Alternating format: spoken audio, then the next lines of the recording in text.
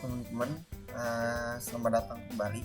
Nama saya Andi Muhammad Fahri dari kelas T4207 NIM 12011833355. Kali ini kita akan membahas tentang soal UAS nomor 1, statistika industri.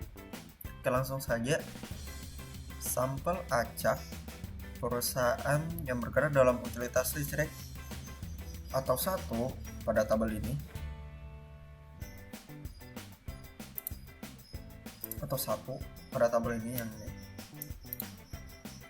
Jasa keuangan 2 atau yang ini.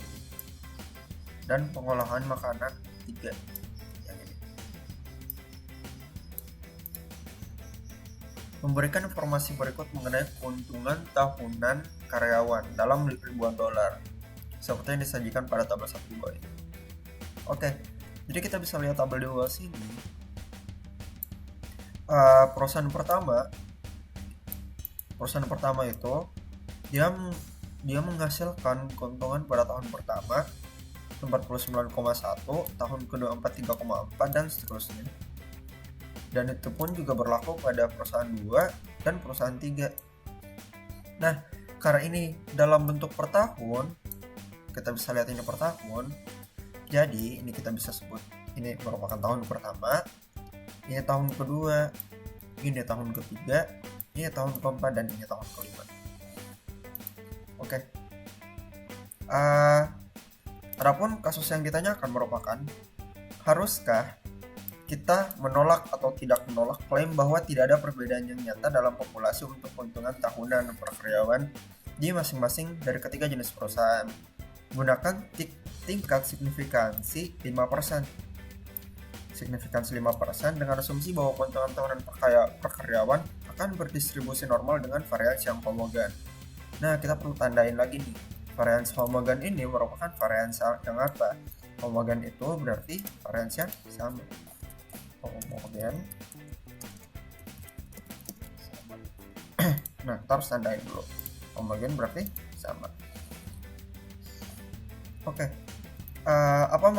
Apa yang ditanyakan, apa kasus yang kita bakalan alami pada soal yang ini, yaitu kita ditanyakan bahwa apakah rataan atau variansi dari masing-masing perusahaan itu memiliki keuntungan yang sama atau keuntungan yang berbeda. Kita lanjut. Nah, kita bisa lihat di sini. Setelah kita menganalisis soalnya, kita harus mengetahui lagi hipotesis apa yang kita bisa berikan pada soal ini. Nah, hipotesis yang pertama itu, atau kita bisa bilang hipotesis H0, dan kita memikirkan bahwa kemungkinan itu merupakan kemungkinan yang salah, merupakan variansi dari masing-masing tempat, masing-masing perusahaan itu atau masing-masing periode itu memiliki rataan yang sama. Kita bisa anggap mu1 sama dengan mu2 sama dengan mu3. Dan untuk yang H1, kita bisa sebut bahwa metode dari ataupun perusahaan memiliki perbedaan rataan, dalam artian mu1 tidak sama dengan mu2, tidak sama dengan mu3. Nah, kita bisa lihat di sini. Kita menggunakan statistik uji F karena kita merupakan kasus one way ANOVA. Kita menggunakan statistik uji F. Nah, sebelum kita lanjut untuk perhitungan statistik uji F, alangkah baiknya kita mengatur dulu bagaimana tabel ini untuk kita dapatkan hasil yang lebih lanjutnya. Kita memperoleh dari tabel ini, kita ubah menjadi tabel yang ini. Nah, cara ubahnya kayak gimana? Sangat simpel. Oke. Mulai dari perusahaan pertama. Ini perusahaan pertama.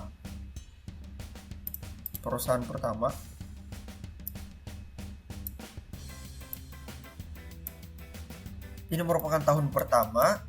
Ini tahun kedua, tahun ketiga, tahun keempat, tahun kelima. Nah, tahun pertama dari yang awalnya vertikal kita ubah ke menjadi bagian horizontal.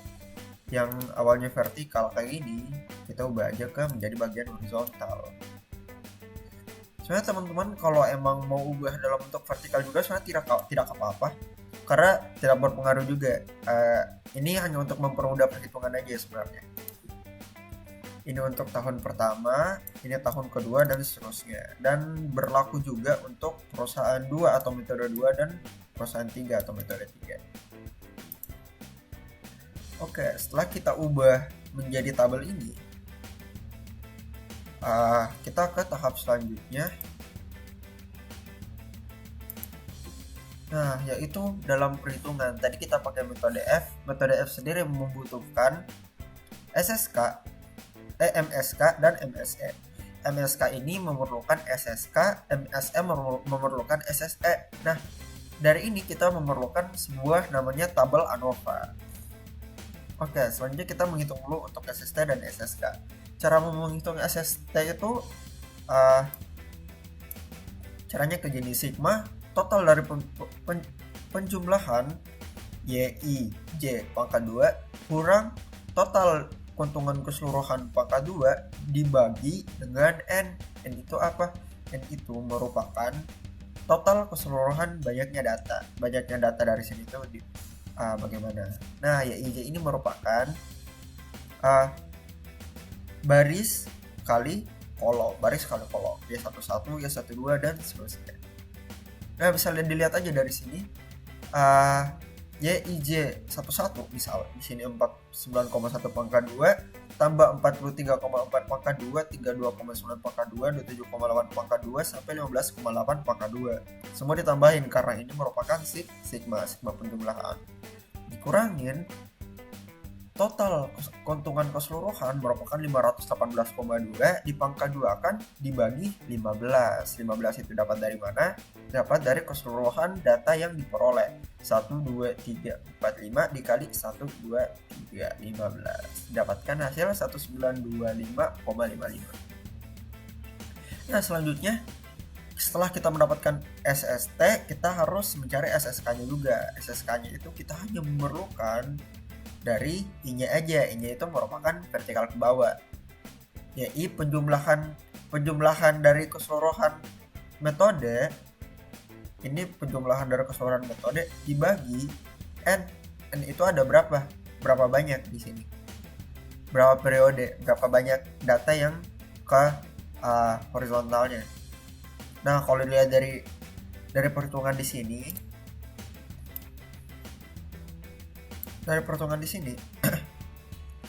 mulai dari 191,5 di pangkat 2 kan ditambah 19,3 pangkat 2 ditambah 135,4 pangkat 2 dibagi 5. 5-nya itu dapat dari mana? 5-nya itu dapat dari sini. 1 dari sini 1 2 3 4 5. Oke. Dijumlahkan, dikurangkan, nanti hasilnya bakalan dapat seperti ini. Oke, setelah kita dapat keseluruhan, ini SSE kenapa dikurangin? Kenapa SST kurang SSK? Karena kita bisa lihat di sini nih, SST sama dengan SSK ditambah SSE. Jadi untuk mencari SSE-nya sama dengan SST kurang SSK. Nah, jadi di sini dapat 192,5,55 dikurangin 418,137. Dapatnya 1507. Nah, selanjutnya tabel yang di sini, tabel ini merupakan namanya tabel ANOVA. Tabel yang didapatkan untuk kita mencari MSK, MSE maupun MST. Nah, SSK ini kita next dulu ya. Oke, SSK setelah dapatkan tadi 418, sekian, SSE sekian, SST sekian. Nah, sekarang kita ke K-nya. K itu apa, N itu apa, dan seterusnya. Nah, K dulu itu apa, Kak? K ini merupakan banyaknya metode-metode tadi, banyaknya perusahaan-perusahaan tadi. Perusahaannya ada berapa tadi? Ada 3. 3 dikurangin 2. Jadi sini ini didapatkan dari 3 dikurangin 2. 3 dikurangin 1. 3 dikurangin 1 sama dengan 2. Dapatkannya di sini. Nah, N-nya itu apa? N itu tadi banyaknya tahun, banyaknya periode. Jadi 3 dikali 5 kurang 1 berapa tuh? 3 dikali 4 sama dengan 12 gitu. KN kurang 1, 3 kali 5 dikurangin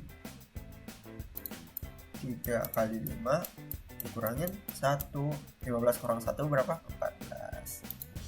Nah, udah dapat nih derajat bebasnya, udah dapat jumlah kuadratnya. Sekarang kita langsung aja untuk mencari ratan kuadratnya. Ratan kuadrat yang pertama, MSK itu kayak gimana?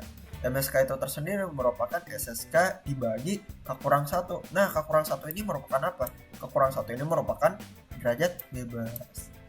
Jadi untuk mencari MSK itu sisa jumlah kuadrat dibagi dengan derajat bebas. Mencari MSK.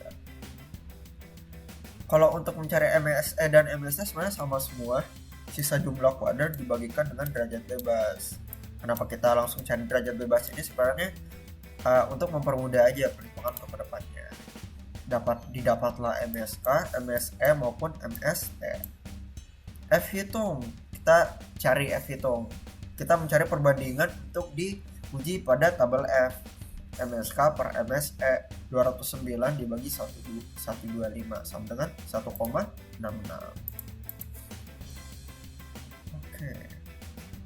Nah, pada selanjutnya kita bakalan mencari daerah kritisnya dan daerah ujinya kayak gimana. Nah, tadi diminta untuk mencari signifikansi pada 5% pada soal yang pertama. Pada 5%, berarti alfanya 0,05. V1-nya berapa? V1-nya dari derajat bebas untuk SSK, dan V2 merupakan derajat bebas untuk SSE, SSK, dan SSE. Berarti V1-nya 2, V2-nya 2 dan 12. Jadi tabel F untuk alfa 0,05 dan 2 F1 2 F2 12 mendapatkan 3,89. Nah, kita lihat nih dari tabel di sini kita mendapatkan daerah-daerah hasil. Di sini itu merupakan daerah tolak H0. Tolak H0. Daerah di sini merupakan daerah terima H0. Jadi keseluruhan daerah di sini merupakan daerah yang khusus ditolakkan H0. Di sini daerah yang terima H0. Oke. Kita hitung apakah F yang telah dicari tadi dari MSK dan MSE kurang dari atau lebih dari. Nah, setelah kita dapatkan tadi sebelumnya kan F ujinya itu 1,664. Nah, 1,664 ini merupakan kurang dari 3,89. Berarti kita anggap aja 1,664 itu berada di sini. Sini 1,664. Sini dia kurang dari. Nah, kalau di sini dia tolak, otomatis di sini dia terima H0. Nah, terima H0 berarti maka terima H0. Perbedaan dalam metode itu tidak ada perbedaan, berarti rataannya sama semua. Jadi sekian untuk nomor 1.